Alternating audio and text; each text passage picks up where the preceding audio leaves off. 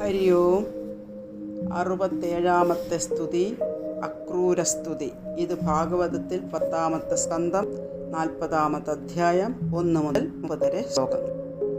നാരദർ കംസനോട് പറഞ്ഞു, കൃഷ്ണൻ ദേവകി പുത്രനാണെന്നും വസുദേവർ കംസനെ പേടിച്ച് ദേവകി പ്രസവിച്ച ഉടനെ യശോദയുടെ അരികിൽ കൊണ്ടുപോയി കിടത്തിയതാണെന്നും ബലരാമൻ രോഹിണിയുടെ പുത്രനാണെന്നും ഉള്ള വിവരം കേട്ട് കംസൻ അവരെ മധുരയിലേക്ക് കൊണ്ടുവന്നു കൊല്ലുവാൻ തീരുമാനിച്ചു. ധനുർയാഗം നടത്തി അതിന് അവരെ ക്ഷണിക്കുവാൻ വേണ്ടി അക്രൂരനെ തേർ കൊടുത്ത് പറഞ്ഞയക്കുവാൻ നിശ്ചയിച്ചു. അവർ വന്നാൽ കുവലയാപീഠത്തിനെ കൊണ്ടോ മല്ലന്മാരെ കൊണ്ടോ കൊല്ലിക്കാമെന്ന് കരുതി. വിവരമെല്ലാം അക്രൂരനെ വിളിച്ചു പറഞ്ഞു. അക്രൂരൻ പറഞ്ഞു, നമ്മൾ മനസ്സിൽ ഒന്നാഗ്രഹിക്കുന്നു, ഭഗവാൻ മറ്റൊന്ന് നടത്തുന്നു. എങ്കിലും ഞാൻ അങ്ങയുടെ ആജ്ഞയെ അനുസരിക്കാം എന്നും പറഞ്ഞ് വീട്ടിലേക്ക് പോയി. അക്രൂരൻ പിറ്റേ ദിവസം മധുരയിൽ നിന്നും തേരിൽ കയറി ഗോകുലത്തിലേക്ക് പോയി. പോകുന്ന വഴിയിൽ ഭഗവത് ദർശനം ലഭിക്കുന്നതിനെക്കുറിച്ച് തന്നെ ചിന്തിച്ചു. താൻ ഏത് ജന്മം ചെയ്ത പുണ്യം കൊണ്ടാണോ ഭഗവാനെ കാണാൻ കംസൻ തന്നെ നിയോഗിച്ചത് എന്നായിരുന്നു അക്രൂരൻ്റെ ചിന്ത. അക്രൂരപ്പ എന്ന് വിളിച്ച് രാമകൃഷ്ണന്മാർ കെട്ടിപ്പിടിക്കും. ഋഷികൾക്ക് പോലും ധ്യാനിക്കാൻ മാത്രം കഴിയുന്ന ആ പാദപത്മം എനിക്ക് കണ്ട് നമസ്കരിക്കാമല്ലോ. ഇങ്ങനെ പല മനോരഥങ്ങളിൽ മുഴുകി ഗോകുലത്തിലെത്തിയപ്പോൾ സന്ധ്യയായിരുന്നു. രഥത്തിൽ നിന്നും ഇറങ്ങാറായപ്പോൾ മണ്ണിൽ താമര, ധ്വജം, വജ്രം, യവം, അങ്കുശം എന്നീ അടയാളങ്ങളോടുകൂടിയ ഭഗവാന്റെ തൃപ്പാദങ്ങൾ പതിഞ്ഞതായി കണ്ടു. അദ്ദേഹം തേരിൽ നിന്നും സന്തോഷം കൊണ്ട് ചാടി സംഭ്രമം കൊണ്ടും ഭാഗ്യം എന്നും പറഞ്ഞ് കിടന്നുരുണ്ടു തുടങ്ങി. ആ പാദദർശനം കൊണ്ട് അദ്ദേഹം ദിവ്യഭാവം പൂണ്ടു. പശുക്കളെ കറക്കുന്ന സ്ഥലത്ത് അക്രൂരൻ രാമകൃഷ്ണന്മാരെ കണ്ടു. രാമകൃഷ്ണന്മാർ ഓടി വന്ന് ഗാഠാലിംഗനം ചെയ്ത് അദ്ദേഹത്തെ വീട്ടിലേക്ക് കൂട്ടിക്കൊണ്ടുപോയി പാദം കഴുകി സൽക്കരിച്ച് പൂജിച്ചിരുത്തി ഭക്ഷണങ്ങളും ദാനങ്ങളും എല്ലാം കഴിഞ്ഞ് നന്ദഗോപർ അക്രൂരനോട് കുശലപ്രശ്നങ്ങൾ നടത്തി. അത്താഴം കഴിച്ച് എല്ലാവരും സുഖമായിരിക്കുമ്പോൾ കണ്ണൻ സ്നേഹപൂർവ്വം ചോദിച്ചു, അങ്ങ് വന്നതുമൂലം ഞങ്ങൾ സന്തുഷ്ടരായി. അങ്ങയെ കാണാൻ വളരെ നാളായിട്ടുള്ള ആഗ്രഹം സാധിച്ചു. ഇപ്പോൾ അങ്ങിവിടെ വരുവാനുള്ള കാരണം വിശദമായി പറയുക. ഇങ്ങനെ കണ്ണൻ ചോദിച്ചതിനാൽ അക്രൂരൻ നാരദൻ വന്ന് കംസനോട് പറഞ്ഞതനുസരിച്ച് കൃഷ്ണനെ കൊല്ലാൻ കംസൻ തീരുമാനിച്ചതും മല്ലയുദ്ധത്തിനുള്ള ഒരുക്കവും എല്ലാം വിശദമായി പറഞ്ഞു. ഈ വിവരമെല്ലാം കൃഷ്ണൻ നന്ദഗോപരെ അറിയിച്ചു. നന്ദഗോപർ അവിടെയുള്ള പാൽ, തൈര്, വെണ്ണ എന്നിവ എടുത്ത് ഗോപന്മാരോടുകൂടി മധുരക്ക് പോകാൻ പുറപ്പെട്ടു. രാമകൃഷ്ണന്മാരെ മധുരക്ക് കൊണ്ടുപോകാൻ അക്രൂരൻ വന്നതറിഞ്ഞ് ഗോപികമാർ ദുഃഖിച്ചു. അവർ സംഘം ചേർന്ന് കണ്ണീരൊലിപ്പിച്ച് കൃഷ്ണ, ഗോവിന്ദ എന്നൊക്കെ ഉച്ചത്തിൽ വിളിച്ചു ദുഃഖിച്ചു. കരയുന്ന ഗോപികമാരോട് ഒന്നും പറയാതെ രാമകൃഷ്ണന്മാർ അക്രൂരൻ തെളിക്കുന്ന തേരിൽ ശുഭമുഹൂർത്തത്തിൽ യാത്ര ആരംഭിച്ചു. താൻ പോകുന്നതിൽ ദുഃഖിക്കുന്ന ഗോപികമാരെ ആശ്വസിപ്പിക്കാനായി ഞാൻ വേഗം തിരിച്ചെത്താം എന്ന് മാത്രം ഒരു ദൂതൻ വഴി പറഞ്ഞയച്ചു. തേര് മറയുന്നതുവരെ ഗോപികമാർ നിശ്ചലരായി നോക്കി നിന്നു. കൃഷ്ണൻ പോയ ശേഷം അവർ കൃഷ്ണൻ്റെ ലീലകൾ സ്മരിച്ചുകൊണ്ട് നാൾ കഴിച്ചു. രാമകൃഷ്ണന്മാരുമൊത്ത് അക്രൂരൻ കാളിന്തി തീരത്തെത്തി. രാമനും കൃഷ്ണനും ഇറങ്ങി ജലസ്പർശം ചെയ്തു. വീണ്ടും തേരിൽ കയറിയിരുന്നു. അക്രൂരൻ ജലത്തിലിറങ്ങി സ്നാനം ചെയ്തു. പ്രണവം ജപിച്ച് വെള്ളത്തിൽ മുങ്ങിയപ്പോൾ ജലത്തിൻ്റെ അന്തർഭാഗത്ത് രാമകൃഷ്ണന്മാരെ കണ്ടു. പൊങ്ങി തേരിൽ നോക്കുമ്പോൾ തേരിൽ 2 പേര് മുന്നേ പോലെ ഇരിക്കുന്നതും കണ്ടു. താൻ കണ്ടത് ശരിയോ എന്നറിയാൻ വീണ്ടും വെള്ളത്തിൽ മുങ്ങി. അവിടെ 1000 ഫണങ്ങളിലും കിരീടത്തോടുകൂടി ശോഭിക്കുന്ന സിദ്ധചാരണ ഗന്ധർവന്മാർ സ്തുതിക്കുന്ന അനന്തനെ കണ്ടു. അനന്തൻ്റെ മുകളിൽ നീലമേഘശ്യാമളനായി ശംഖ്, ചക്ര, ഗദ, പത്മം എന്നിവ ധരിച്ച ചതുർഭുജത്തോടും വനമാല, പീതാംബരം എന്നിവ ധരിച്ചവനും സുനന്ദ നന്ദ്യാദി ഭൃത്യരാലും സനകാദികളാലും ബ്രഹ്മരുദ്രാദ്യരായ ദേവന്മാരാലും ഭക്തരായ നാരദ പ്രഹ്ലാദാദ്യന്മാരാലും സ്തുതനായി അധിഷ്ഠാന ദേവതകളാൽ സേവിക്കുന്നവനായി വിളങ്ങുന്ന ഭഗവാനെ കണ്ട് സന്തുഷ്ടനായി അക്രൂരൻ ആനന്ദാശ്രു പൊഴിച്ച് കൈകൂപ്പി തൊഴുത് ഭക്തോത്തമനായ അക്രൂരൻ ഭഗവാനെ സ്തുതിച്ചു. ഇനി സ്തുതി കേൾക്കാം.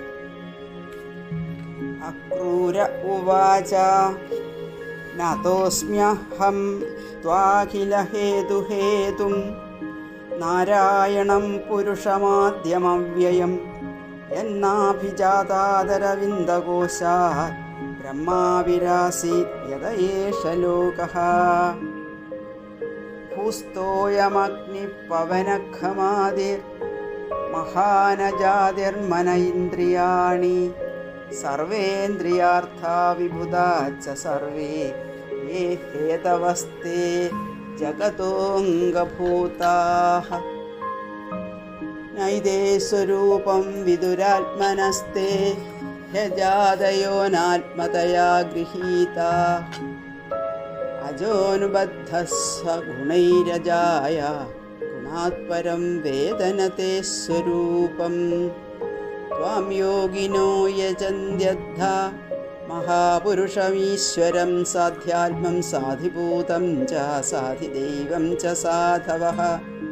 ത്രയ്യാ ച വിദ്യയാ കേചിത് ത്വം വൈ പൈതാനികാ ദ്വിജാഃ യജന്തെ വിദതൈർയജ്ഞൈർനാനാരൂപാമരാഖ്യയാ ഏകേ ത്വാഖില കർമാണി സംന്യസ്യോപശമം ഗതാഃ ജ്ഞാനിനോ ജ്ഞാനയജ്ഞേന യജന്തി ജ്ഞാനവിഗ്രഹം. അന്യേ ച സംസ്കൃതാത്മാനോ വിധിനാ വിഹിതേന തേ യജന്തി ത്വന്മയാസ്ത്വാം വൈ ബഹുമൂർത്തീകമൂർത്തികം. ത്വാമേവാന്യേ ശിവോക്തേന മാർഗേണ ശിവരൂപിണം ബഹ്വാചാര്യവിഭേദേന ഭഗവൻ സമുപാസതേ.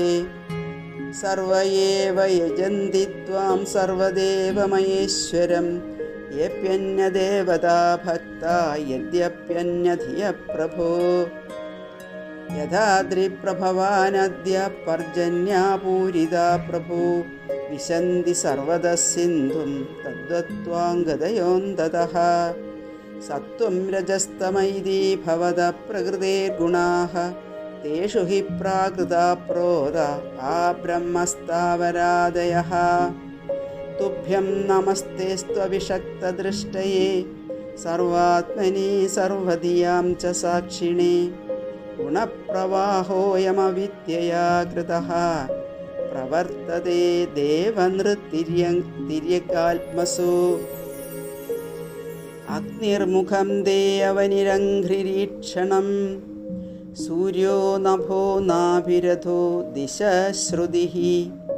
ദ്യൗകം സുരേന്ദ്രാസ്തവ ബാഹവോ അർണവഃ കുക്ഷിർമരുത്പ്രാണബലം പ്രകൽപ്പിതം. രോമാണി വൃക്ഷൗഷധയഃ ശിരോരുഹ മേഘാ പരസ്യാസ്തി നഖാനി തേദ്രയഃ. നിമേഷണം രാത്രഹനി പ്രജാപതിർ മേഢ്രസ്തു വൃഷ്ടിസ്തവ വീര്യമിഷ്യതേ. തുയ്യവ്യയാത്മൻ പുരുഷേ പ്രകൽപ്പിത ലോകാസപാലാ ബഹുജീവസങ്കുലാഃ. യഥാ ജലേ സജ്ജിഹതേ ജലകസോവി ഉദുംബരേ വാമശകാ മനോമയേ. യാനി യാനീഹ രൂപാണി ക്രീഡനാർത്ഥം ബിഭർഷിഃ തൈരാമൃഷ്ടശുചോ ലോകാ മുദാ ഗായന്തി തേ യശഃ. നമഃ കാരണമത്സ്യായ പ്രളയാബ്ധിപരായ ച ഹയശീർഷ്ണേ നമസ്തുഭ്യം മധുകൈഢവ മൃത്യവേ. അകൂപാരായ ബൃഹതേ നമോ മന്ദരധാരിണേ ക്ഷിത്യുദ്ധാരവിഹാരായ നമഃ സൂകരമൂർത്തയേ. നമസ്തേ അദ്ഭുതസിംഹായ സാധുലോകഭയാപഹ വാമനായ നമസ്തുഭ്യം ക്രാന്തത്രിഭുവനായ ച. നമോ ഭൃഗൂണാം പതയേ തൃപ്തക്ഷത്രവനച്ഛിദേ നമസ്തേ രഘുവര്യായ രാവണാന്തകരായ ച നമസ്തേ വാസുദേവായ നമഃ സംഘർഷണായ ച പ്രദ്യുമ്നായ അനിരുദ്ധായ സാത്വതാം പദയേ നമഃ നമോ ബുദ്ധായ ശുദ്ധായ ദൈത്യദാനവമോഹിനി മ്ലേച്ഛപ്രായ ക്ഷത്രഹന്ത്രേ നമസ്തേ കൽക്കിരൂപിണി ഭഗവൻ ജീവലോകോയം മോഹിതസ്തവ മായയാ അഹം മമേത്യ സദ്ഗ്രാഹോ ഭ്രാമ്യതേ കാത്മവത്മസു അഹം ചാത്മാത്മജാഗാരാധാരാർത്ഥസ്വജനാദിഷു ഭ്രമാമി സ്വപ്നകൽപ്പേഷു മൂഢഃ സത്യധിയാ വിഭോ അനിത്യാനാത്മദുഃഖേഷു വിപര്യമതിർഹ്യഹം ദ്വന്ദ്വാരാമസ്തമോവിഷ്ടോ ന ജാനേ ത്വാത്മനഃ പ്രിയം യഥാ ബുധോ ജലം ഹിത്വാ പ്രതിച്ഛന്നം തദുദ്ഭവേ അഭ്യേതി മൃഗതൃഷ്ണാം വൈ തദ്വത്വാഹം പരാങ്മുഖഃ നോത്സഹേഹം കൃപണധീ കാമകർമ്മഹതം മനഃ യോദ്ധും പ്രമാദിഭിച്ഛാക്ഷേർഹ്യമാണമിതസ്തദാഹ സോഹം തവാംഗ്രുപഗതോസ്മ്യ ദുരാപം തച്ചാപ്യഹം ഭവദനുഗ്രഹൈശമന്യേ പുംസോ ഭവേത് ഇർഹി സംസരണാപവർഗ സ്ത്വയ്യബ്ജനാഭസതുപാസനയാ മതി സ്യാത് നമോ വിജ്ഞാനമാത്രായ സർവപ്രത്യയഹേതവേ പുരുഷേശപ്രധാനായ ബ്രഹ്മണേ അനന്തശക്തയേ നമസ്തേ വാസുദേവായ സർവഭൂതക്ഷയായ ച ഋഷികേശ നമസ്തുഭ്യം പ്രപന്നം പാഹി മാം പ്രഭോ.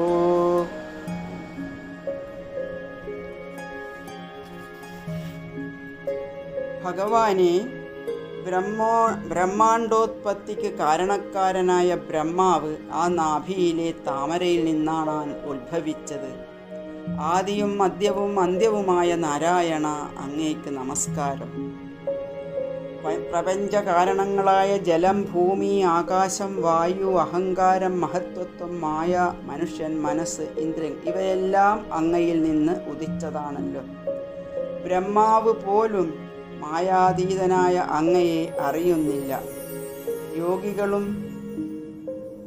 സർവചരാചരങ്ങളുടെയും അന്തര്യാമിയായ അവിടുത്തെ പൂജിക്കുന്നു. വിപ്രന്മാർ നാനാവിധ യാഗങ്ങൾ കൊണ്ടങ്ങയെ പൂജിക്കുന്നു. വൈകുണ്ഠ ഭവാനെ ഏകരൂപനായി ആരാധിക്കുന്നു. എല്ലാ ദേവന്മാരെയും അർച്ചിക്കുന്നത് യഥാർത്ഥത്തിൽ അങ്ങയെ തന്നെയാണ്. നദികളെല്ലാം സമുദ്രത്തിൽ തന്നെ ചേരുന്നതുപോലെ എല്ലാ അർച്ചനകളും അങ്ങയിൽ ലയിക്കുന്നു. അഗ്നി മുഖവും ഭൂമിപാദവും സൂര്യൻ ചക്ഷുസ്സും ആകാശം നാഭിയും ദിക്കുകൾ ശ്രവണേന്ദ്രിയങ്ങളും ദ്യോവ് ശിരസ്സും ദേവന്മാർ കൈകളും സമുദ്രങ്ങൾ കുക്ഷിയും വായു പ്രാണനും വൃക്ഷങ്ങൾ രോമങ്ങളും പർവ്വതങ്ങൾ അസ്ഥികളുമായിരിക്കുന്ന അങ്ങേക്ക് നമസ്കാരം. അങ്ങയുടെ ദിവ്യലീലകൾ പാടി സജ്ജനങ്ങൾ ആനന്ദിക്കുന്നു. മത്സ്യം, ഹയഗ്രീവൻ, കൂർമ്മം, നരസിംഹം, വാമനൻ, പരശുരാമൻ, ശ്രീരാമൻ, ശ്രീകൃഷ്ണൻ, ബുദ്ധൻ, കൽക്കി എന്നിങ്ങനെ അനവധി അവതാരങ്ങൾ എടുത്ത് ലീലകളാടിയ ഭഗവാനെ, അങ്ങയ്ക്ക് നമസ്കാരം. പരബ്രഹ്മമൂർത്തിയായി എല്ലാവരിലും കുടികൊള്ളുന്ന നിന്തിരുവടിക്ക് നമസ്കാരം. ആശ്രയിച്ചവരെ ഉപേക്ഷിക്കാത്ത അങ്ങ് എന്നെ രക്ഷിച്ചാലും നമസ്കാരം. ഓം നമോ ഭഗവതേ വാസുദേവായ.